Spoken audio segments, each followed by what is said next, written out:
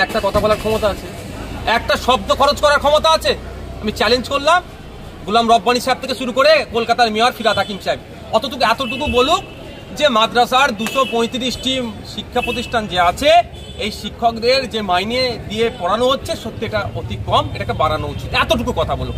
আমি চ্যালেঞ্জ করছি ফিরহাদ হাকিম সাহেবকে, বড় মুসলমানদের নেতা দাবি করো তো।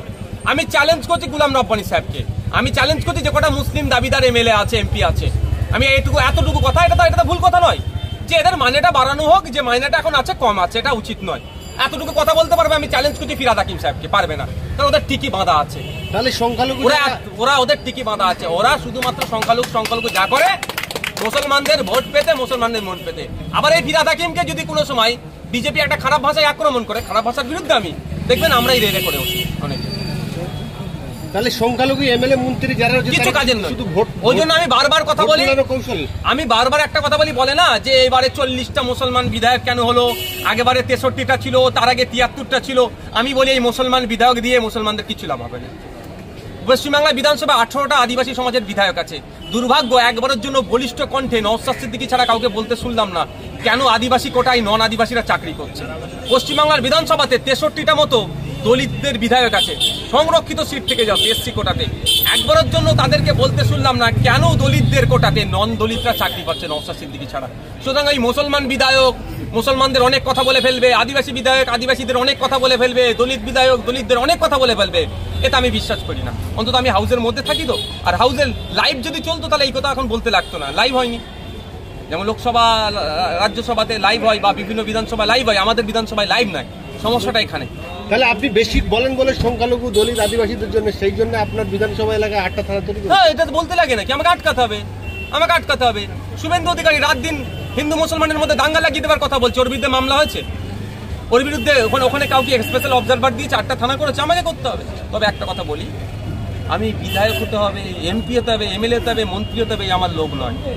আমি কারোর কাছে গিয়ে আমি টিকি বন্দুক দেব না, কারো কাছে গিয়ে আমি আমার মাথা বন্দুক দেব না, এটা মাথায় থাকে।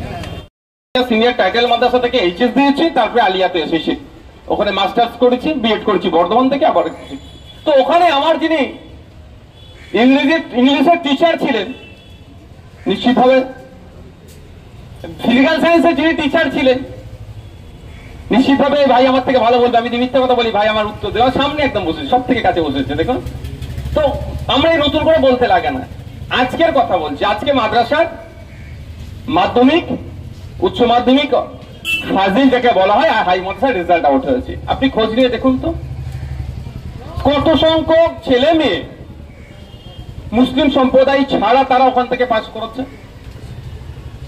এসটি এসসি ওবিসি বিশ্ববর্গে হিন্দু সমাজ থেকে শুরু করে এমন আছে যেখানে শিক্ষা প্রতিষ্ঠান নাই মাদ্রাসা ছাড়া। বর্ধমানে চলে যাবেন, এই কুচবিহারে চলে যাবেন, বিভিন্ন জায়গাতে মাদ্রাসায় পড়াশোনা করছে, মাদ্রাসার টিচার আছে। সেইটা আমি মনে করি নতুন করে আর বলতে লাগে না। এবারে প্রায় যে নন মুসলিম যারা টিচার এক্সাম যারা স্টুডেন্ট মাধ্যমিক দিয়েছেন, আলিম দিয়েছেন, ফাজিল দিয়েছেন বা আপনার হাই মাদ্রাসা থেকে দিয়েছেন, 89.29% মেবি এত পার্সেন্ট পাস করেছে। গত কয়েক বছর আগে দেখেছিলেন না, র্যাঙ্ক করেছিল। এটা স্বাভাবিক, এটা অস্বাভাবিক কিছু নয়, কিন্তু আমাদের পরিস্থিতি এমন তৈরি করে দিচ্ছে, কোন হিন্দু বিপদে পড়লে মুসলিম যে যদি তাকে রাখতে দেয়, দেখবেন ফ্রন্ট পেজে তাকে ছাপছে খবরটা, মানে বিশাল কিছু করে ফেলেছে। আমি মনে করি বিশাল কিছু করেনি, মানবতা দেখিয়েছে, আর কিছু নয়। এটা দীর্ঘদিন হয়ে আসছে, কিন্তু এখন সমাজকে এমন বিষিয়ে তুলেছে রাজনৈতিক কারবারিরা, তাদের রাজনৈতিক ফায়দা নেওয়ার জন্য হিন্দু মুসলমানের মধ্যে এমন বিভেদ তৈরি করেছে। কোন হিন্দু ভাই মুসলিম ভাই বিপদে পড়লে তাকে যদি কোনো হিন্দু ভাই একটু উপকার করে, সেটাকে আমরা ফ্রন্ট পেজে ছাপাতে হচ্ছে, ওটা থেকে আমাদের বেরিয়ে আসতে। ওটা ওদের চক্রান্ত, ওটা রাজনৈতিক কারবারিদের চক্রান্ত হচ্ছে। হিন্দু মুসলমান বিভেদ করে রাগিয়ে রাখো, শিক্ষা করে রাস্তায় বসে আছে, এখানে কোনো আলোচনা হবে না। কদিন আগে 26,000 চাকরি বাতিল হয়েছে, ওর মধ্যে অনেক তো আপনাদের মতো মেধাযুক্ত ছিলেন, যোগ্য ছিলেন, তাদেরও বাতিল হয়েছে সরকারের ব্যর্থতার জন্য। কিন্তু তাদের হয়ে আমরা কথা বলছি না খুব বেশি, কারণ কি আপনাকে আমাকে মজিয়ে রেখেছে কে কত বড় হিন্দু, কে কত বড় মুসলমান। ডিমান্ড কিছু নিয়ে আপনারা আজকে অবস্থান বিক্ষোভ করছেন। অবস্থান বিক্ষোভ করতে গেলেও কোর্টের দ্বারস্থ হতে হচ্ছে, কোর্ট বলে দিচ্ছে তারপরেই করতে পারছে। মানুষের ন্যূনতম যে সাংবিধানিক অধিকার প্রোটেস্টের, সেটাও আমাদের রাজ্য সরকার কেড়ে নিচ্ছে। আমি একজন রাজনৈতিক দলের কর্মী হয়েও আমাদের বক্তব্য স্বাভাবিকভাবে রাজনৈতিক হবে ভাই, কারো গায়ে লাগলে কিছু করার নেই, কারণ আমি 24/7 and পলিটিক্স করছি। তো বলতে বাধ্য হচ্ছি, একটা দেশের নাগরিকের ন্যূনতম অধিকার আছে কোনো কিছু ভুল হলে সেটাকে প্রতিবাদ করার। সেই প্রতিবাদটা করতে গেলে আপনাদেরকে কোথায় ছুটে যেতে হচ্ছে? কোর্টের দ্বারস্থ হতে হচ্ছে। কোর্ট ডিসাইড করছে, তারপরে করতে পারছেন। মানে আমাদের রাজ্যে মানুষের প্রতিবাদ প্রতিরোধ করার ক্ষমতাটুকুও আমাদের সম্মানীয় মাননীয় মমতা ব্যানার্জি মহাশয় সরকার কেড়ে নিচ্ছে। আমরা কোন রাজ্যে বসবাস করছি সেটা দেখতে হবে। আমি শোনা কথা এখনো পড়িনি, হিটলারের সময় ছিল যে মানুষ বেঁচে আছে, এটাই তাদের কাছে বড় পাওনা ছিল। মানে এত নাকি হিটলার অত্যাচার করত।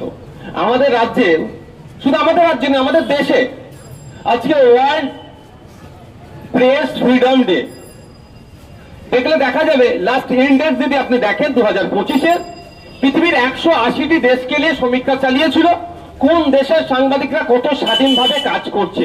আমাদের মহান দেশ, পৃথিবীর সব থেকে বড় লিখিত সংবিধান আমাদের আছে, তারপরেও আমাদের দেশ 159 র্যাঙ্ক, 159 জায়গায় আছে।